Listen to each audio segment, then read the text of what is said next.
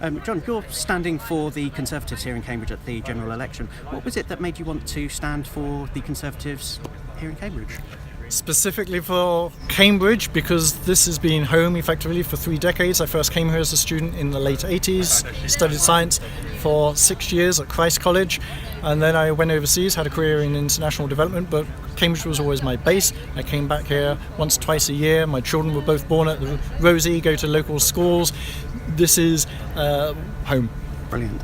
And you've been out and about on the campaign trail across the city. What is it that voters and the residents of Cambridge have been raising with you in terms of the issues? What are their biggest concerns in the run-up to this election? Predominantly, the reaction has been the whole question of Theresa May's leadership of the country versus the risks associated with Jeremy Corbyn. I've had a lot of Labour voters saying I've voted Labour all my life, but I cannot vote for Corbyn, and this time I'm going to vote for Theresa May. I've had Conservatives who say for the last 25 years they've voted tactically, either Lib Dem to keep Labour out or Labour to keep Lib Dems out. This time they realise it's bigger than that. Like Tony Blair said, this election goes beyond party allegiance, and it really is about the direction of this country in the next few years. It used to be that we had a left-right political spectrum. That has shifted significantly. We now have a centre far left political spectrum. Theresa May is way in the centre. She's a one nation conservative like me. She's passionate about social justice. She wants to make the country work for everyone, not just for the few, and that's what I want for Cambridge. Just to push you a little bit further on local issues that have come up on the doorstep. Obviously we've just had a hustings here. What have been the top 2 local issues that have come up? The top issue beyond that I've encountered on the doorstep has been lack of trust in what the Lib Dems and their candidate has been doing here and what he has said here and some of the things he's put out. And also, when the adult social care policy was first announced, there was some reservation from some of the older members of the community concerned how much of their house they would be able to pass on to the next generation. I've been pleased to be able to reassure them that it's in the manifesto. Firstly, this is transformational. Up till now, we've had it unfair that people have had to sell their house while they're still alive in order to pay for care.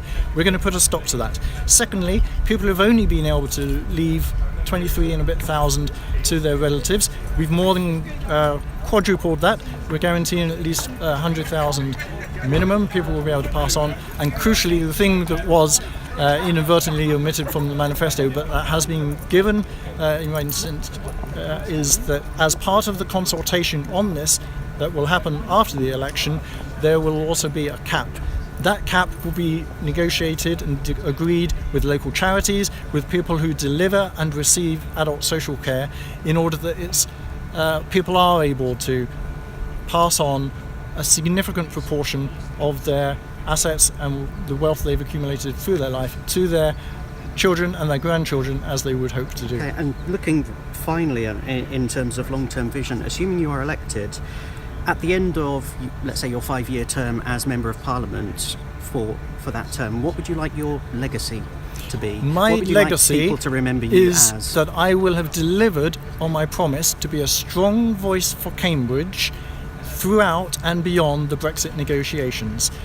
I want to ensure that the concerns of the universities, the hospitals, the high-tech industries surrounding Brexit are heard in the corridors of Westminster, that we are able to secure flexible as well as a controlled negotiation, a deal from our European partners, that we are able to continue to attract the foreign students, continue to work with academics in the EU as well as in other nations internationally, continue to be able to attract the foreign nurses and doctors that the NHS depends on, and continue to attract the high-skilled workforce that this region in particular so benefits from.